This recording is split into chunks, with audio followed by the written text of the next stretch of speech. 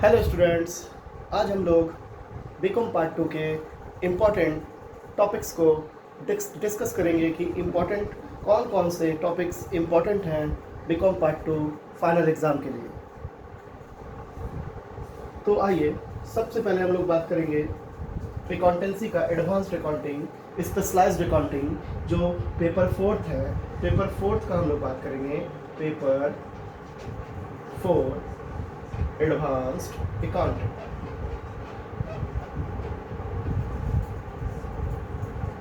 Advanced accounting, paper 4 advanced accounting.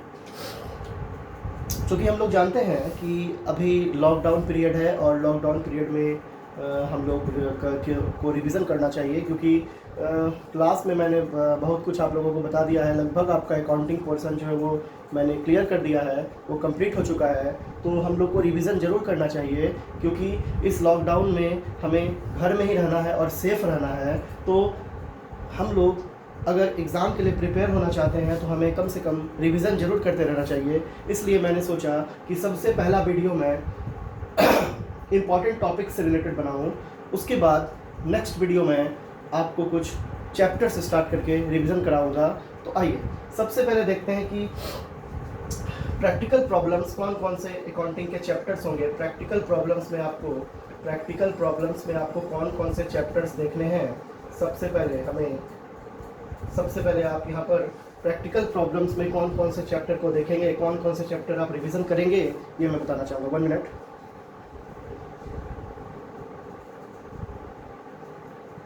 तो हमारा जो सबसे पहला चैप्टर होगा फॉर फाइनल एग्जाम के लिए, तो सबसे पहला चैप्टर होगा लिक्विडेशन ऑफ द कंपनी।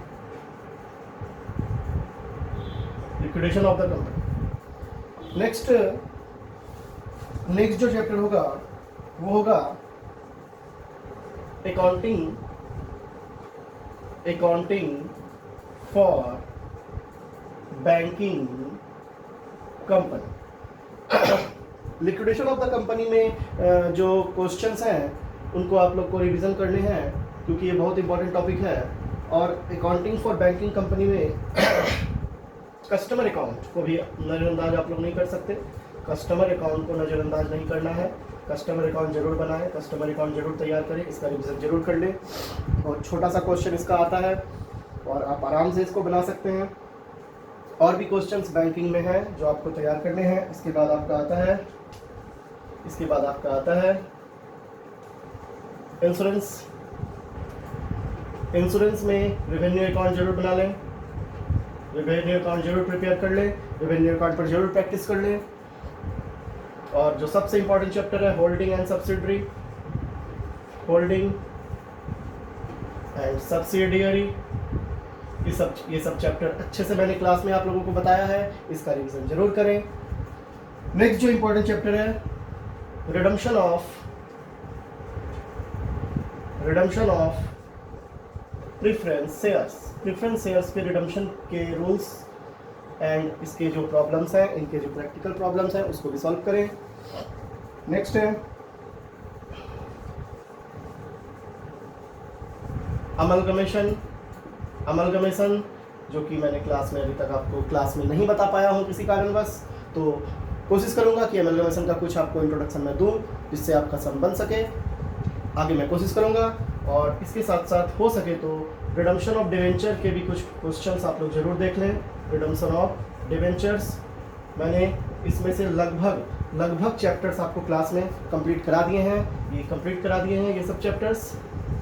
तो ये सब आपके प्रैक्टिकल प्रॉब्लम्स से रिलेटेड जो चैप्टर्स हैं इनको आप जरूर तैयार कर लें, क्योंकि मैंने प्रीवियस क्वेश्चन पेपर्स को देखकर इन टॉपिक्स को चुना है। और अच्छे से इसको रिवीजन करें। मैं आगे आपको वीडियो लेकर आऊँगा, रिवीजन कराने से रिलेटेड मैं कोई चैप्टर लेकर आऊँगा जिससे कि आपका रिवीजन हो जाए।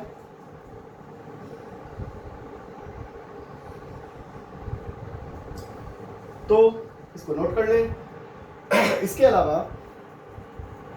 अलावा कुछ अगर कोई इमरजेंसी पड़ता हो, अगर कुछ ऐसा हो गया जिससे कि हमारा एग्ज़ाम में सम नहीं बन पाया, तो हम थ्योरीज पोर्शन को भी टच कर सकते हैं, तो कुछ इंपॉर्टेंट थ्योरी भी मैं आपको बताता हूँ जो आपको घर में बैठकर जिसका स्टडी करना चाहिए, जिसको पढ़ना चाहिए।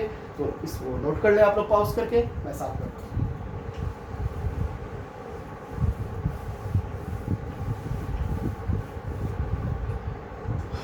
अगर अकाउंटिंग के थ्योरीज की बात होगी तो सबसे पहला जो थ्योरी पोर्शन होगा जो आपको तैयार करने चाहिए, थ्योरी पोर्शन जो आपको तैयार करने चाहिए, इसमें सबसे पहला जो थ्योरी पोर्शन आपको तैयार करना चाहिए, इसमें आपको स्पेसिमेन ऑफ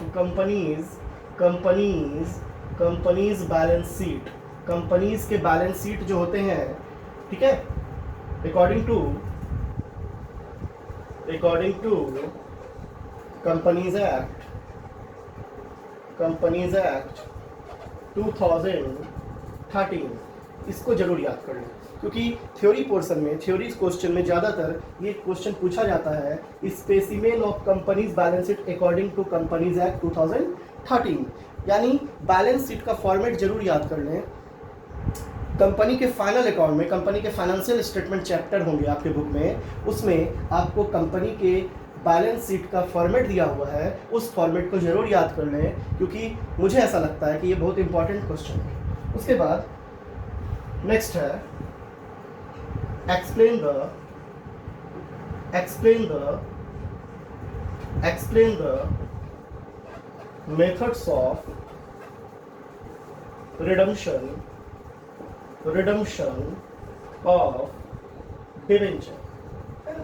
डिवेंचर्स के रिडम्पशन के जो मेथड्स हैं उसको आप लोग जरूर याद कर लें, क्योंकि ये क्वेश्चन भी मुझे इंपॉर्टेंट लग रहा है, इसको भी आप लोग तैयार कर लें कि डिवेंचर के रिडम्पशन के कौन कौन से मेथड्स हैं। आपको याद होगा, मैंने क्लास में भी बताया है, डिवेंचर के रिडम्पशन के बहुत सारे मेथड्स होते हैं। कौन कौन होते हैं?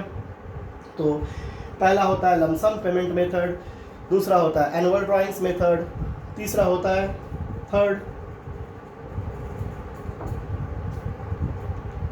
नंबर कौन सा मेथड होता है? कन्वर्सन होता है, ठीक है। ओपन मार्केट होते हैं, ओपन मार्केट में परचेस करके, ऑन डिवेंचर्स को ओपन मार्केट में परचेस करके, और जो और मेथड होते हैं पेमेंट आफ्टर फिक्स पीरियड होते हैं, उसमें हम लोग sinking fund, debenture redemption fund account create करते हैं। तो इस तरह से इसके मेथड्स को जरूर पढ़ लें। उसके बाद तीसरा क्वेश्चन आ सकता है third, methods of depreciation. Methods of depreciation को जरूर पढ़ लें। डेप्रिसिएशन क्या होता है, इसके कौन कौन से मेथड्स होते हैं, उसको एक्सप्लेन करने दिया जाएगा आपको, इसको आपको एक्सप्लेन करने बोला जाएगा कि डेप्रिसिएशन के कौन कौन से मेथड्स हैं, इसको एक्सप्लेन करें। और नेक्स्ट क्वेश्चन हो सकता है इम्पोर्टेंट में, व्हाट इज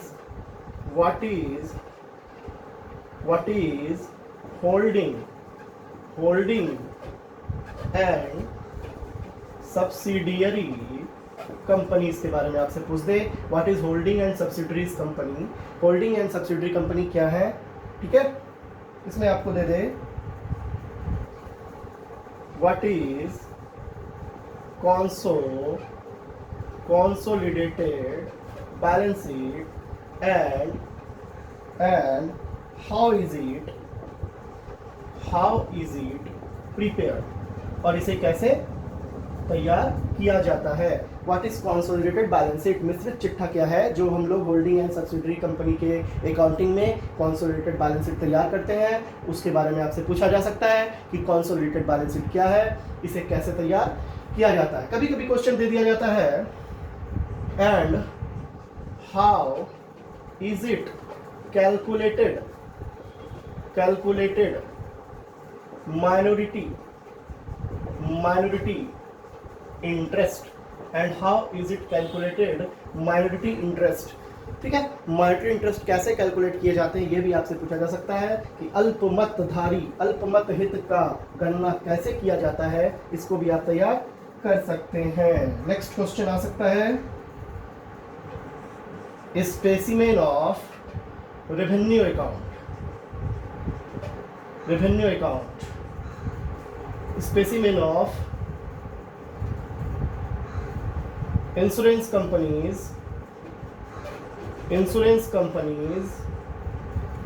रेवेन्यू अकाउंट। आपसे स्पेसिमेन मांगा जा सकता है रेवेन्यू अकाउंट का इंश्योरेंस कंपनीज में जो हम लोग रेवेन्यू अकाउंट बनाना सीखे हैं, जो हम लोग बना चुके हैं, इसका भी प्रैक्टिस आप लोग जरूर कर लें, क्योंकि इसका स्पेसिमेन भी आपसे बनाने के लिए दे सकता है।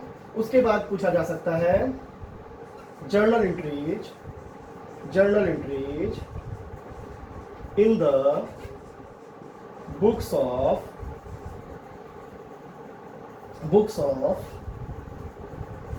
Purchasing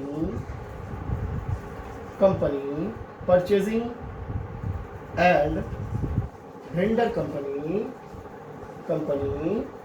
in case of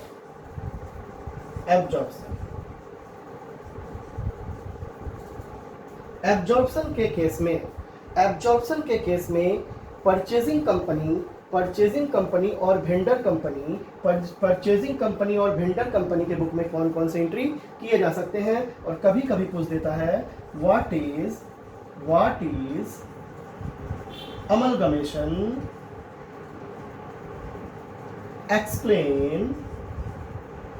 explain merits and demerits। तो इस तरह से कुछ थ्योरीज क्वेश्चन आपके सामने मैंने रखे हैं, थ्योरी पोर्शन, जो आप सम के साथ साथ प्रैक्टिकल प्रॉब्लम्स के साथ साथ इन थ्योरीज को भी आप तैयार करें, इनका भी आप रिवीजन करें, इनका भी आप प्रैक्टिस करें। क्योंकि कभी कभी होता क्या है कि एग्जामिनेशन हॉल में हो सकता है कि सम बनाने में माइंड काम ना कर पाए, तो वैसे केस में आपके लिए बचाव का काम करेगा ये थ्योरी। सबसे पहले कंपनीज बैलेंस शीट का फॉर्मेट जरूर याद करें।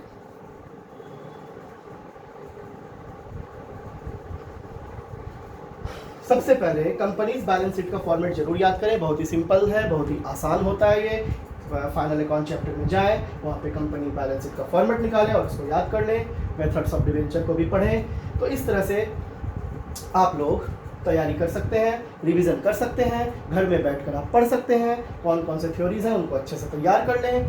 दूसरी बात, जो प्रैक्टिकल प्रॉब्लम्स पे मैंने बात की थी, इसको आप लोग पॉज करके नोट कर लें।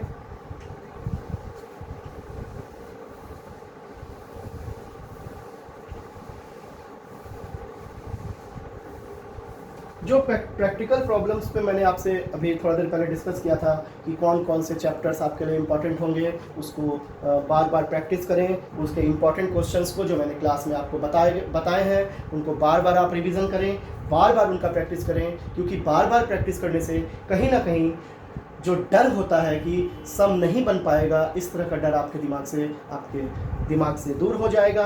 और बार बार प्रैक्टिस करने से चीज़ों को आप ज़्यादा समझने लगेंगे, आपका कंसेप्ट बिल्कुल क्लियर हो जाएगा, जिससे कि प्रैक्टिस होने से कहीं ना कहीं एग्ज़ाम में आपको किसी भी तरह की परेशानी नहीं होगी। तो घर में बैठकर, मेरे हिसाब से घर में बैठकर टाइम बर्बाद ना करें।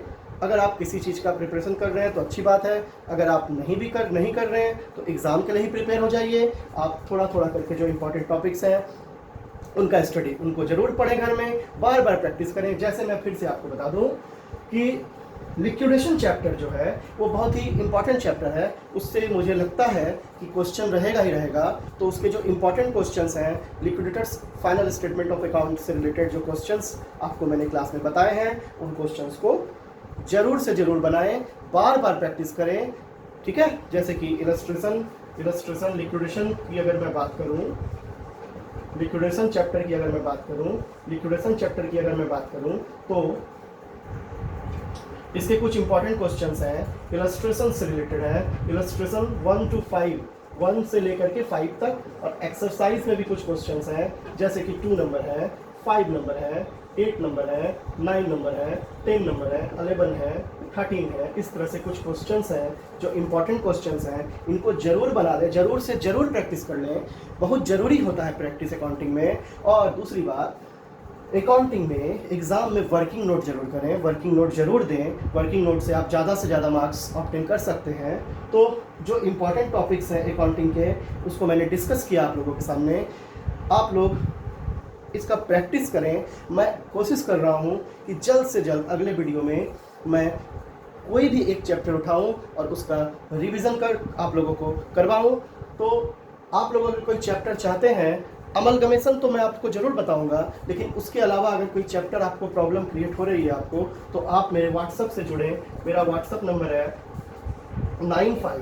70976545। ये व्हाट्सअप नंबर है, इससे जुड़ें। ओके, मैं व्हाट्सअप इंस्टॉल करने वाला हूँ आज। इससे जुड़ें और अपने प्रॉब्लम्स को मुझसे शेयर करें। मैं हो सकता है उस पर वीडियो बनाऊं जिससे आपका प्रॉब्लम घर में बैठे बैठे सॉल्व हो जाए। तो इस व्हाट्सअप नंबर को आप लोग ज़रूर सेव कर लें। मैं जल्द से जल्द इंस्टॉल करूंगा व्हाट्सअप, और आप लोग मुझसे कांटेक्ट करें, मैसेज करके मुझे अपना प्रॉब्लम शेयर करें। मैं जल्द से जल्द कोशिश करूंगा अकाउंटिंग पर कोई वीडियो लाने का। कोई भी चैप्टर जिसमें आपको प्रॉब्लम हो रहा हो, मैं उसके इंट्रोडक्शन के साथ साथ, बेसिक्स के साथ साथ मैं आपको उसका प्रैक्टिकल प्रॉब्लम भी बताने का कोशिश करूंगा जहां तक मुझसे संभव हो पाएगा। तो लॉकडाउन पीरियड में बिल्कुल भी ना घबराएं, मैं आपके साथ हमेशा हूं। बिजनेस लॉ में भी मैं नेक्स्ट वीडियो में बिजनेस लॉ, कमर्शियल लॉ से रिलेटेड इंपॉर्टेंट क्वेश्चंस लेकर आऊँगा, और मैं आपके साथ हमेशा हूँ। किसी भी तरह का डर अपने मन से निकाल दें, क्योंकि हम लोग घर में बैठकर अच्छा प्रिपेयर हो सकते हैं। बस आप लोग प्रयास करते रहें और इस व्हाट्सएप नंबर से जुड़ें। मेरे चैनल को सब्सक्राइब करें, कमेंट करें, लाइक करें, शेयर करें, जिससे कि मैं मोटिवेट हूँ और भी वीडियो बनाऊँ। जल्द से जल्द मैं एक चैप्टर लेकर आपके सामने आऊँगा। Thank you.